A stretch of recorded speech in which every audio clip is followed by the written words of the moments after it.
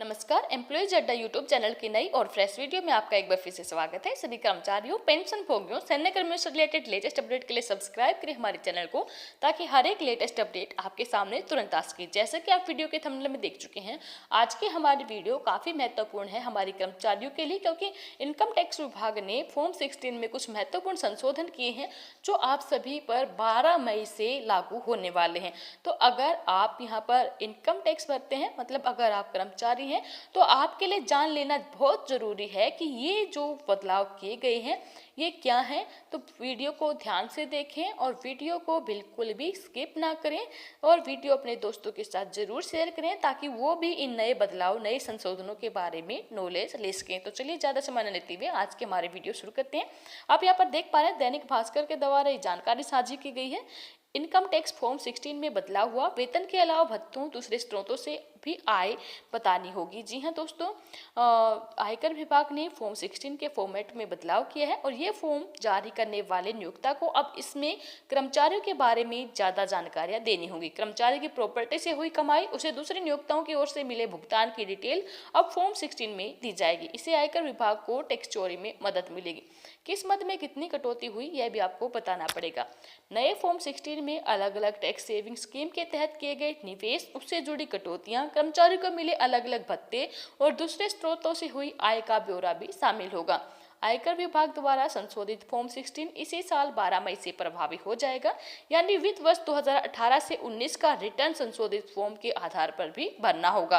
नियोक्ता अपने कर्मचारियों के लिए वित्त वर्ष खत्म होने के बाद फॉर्म 16 जारी करते हैं। इसमें कर्मचारियों की टीडीएस की जानकारी होती है। फॉर्म 16 के आधार पर ही कर्मचारी अपना आयकर रिटर्न भरते हैं। नियोक्ता आमतौर पर जून में फॉर्म 16 जारी करते हैं। फॉर्म 16 में बदलाव का आप पर क्या असर होगा? तो institute of charter accountant of India की इंदौर ब्रांच के चेयरमैन पंकज शाह के मुताबिक रिटर्न फाइलिंग के स्टैंडर्ड डिडक्शन के फॉर्म 16 में बदलाव किया गया है। कई बार फॉर्म 16 और रिटर्न फाइलिंग के आंकड़ों में फर्क देखा जाता है, लेकिन फॉर्म 16 में कर्मचारी के निवेश और आय की सभी जानकारियां होंगी। तो ऐसा नहीं होगा। जिन अलाउंस पर टैक्स छूट मिलती है वो मिलती रहेगी, लेकिन नियोक्ता को सभी मदों में की जाने वाली कटौती का पूरा ब्यौरा फॉर्म 16 में देना होगा। चार्नी के मुताबिक इन अलाउंस पर टैक्स छूट मिलती है। Daily allowance, travelling, conveyance, helper, academic, uniform, इसके साथ 3 अलाउंस के ऊपर यहाँ पर छूट प्रोवाइड की जाती है। तो इससे रिलेटेड यहाँ पर कर्मचारियों के द्वारा क्वेश्चन भी पूछे गए थे। सबसे पहला क्वेश्चन था, सीटीसी के अलावा दूसरे भत्ते जैसे मोबाइल का अलाउंस आदि टैक्सेबल इनकम में माने जाएंगे? तो यहाँ पर इनका जवाब है, मोबाइल अलाउंस पर टैक्स छूट नहीं मिलती। जिन अलाउंस पर छूट मिलती है उन्हीं को क्लेम कर पाएंगे। सेकेंडली यहाँ पर क्वेश्चन पूछा गया है कि कर्मचारी ने टैक्स में छूट लेने के लिए 1 लाख रुपए का निवेश किया, लेकिन नियोक्ता को फाइनल डिक्लेरेशन देने के वक्त 70,000 के सबूत पेश कर पाया, तो क्या रिटर्न फाइल करते वक्त बाकी 23,000 का क्लेम कर पाएगा? तो इसमें जवाब दिया गया है, कर्मचारी पहले की तरह अब भी ऐसा कर सकेंगे। निवेश वास्तविक होना चाहिए।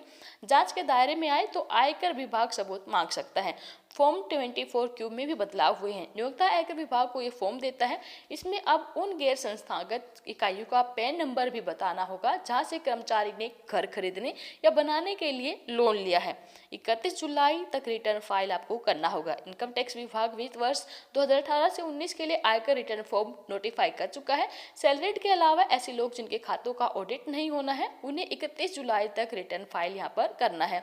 तो ये थी आज की हमारी महत्वपूर्ण अपडेट। जो फॉर्म 16 में बदलाव हुए हैं वो बदलाव यहाँ पर 12 मई से प्रभावी हो जाएंगे। अब यहाँ पर नए नियम के अनुसार फॉर्म 16 के जरिए जो रिटर्न भरते हैं कर्मचारी, अब तक जिसमें वेतन और निवेश के वितरण होते थे, लेकिन संशोधित फॉर्म जो इसी साल 12 मई से प्रभावी होने वाला है उसके अंदर यहाँ पर कुछ ज़्यादा जानकारी कर्मचारी को देनी होगी। तो वी होप वीडियो में दी गई जानकारी आपको वैल्यूएबल लगी होगी।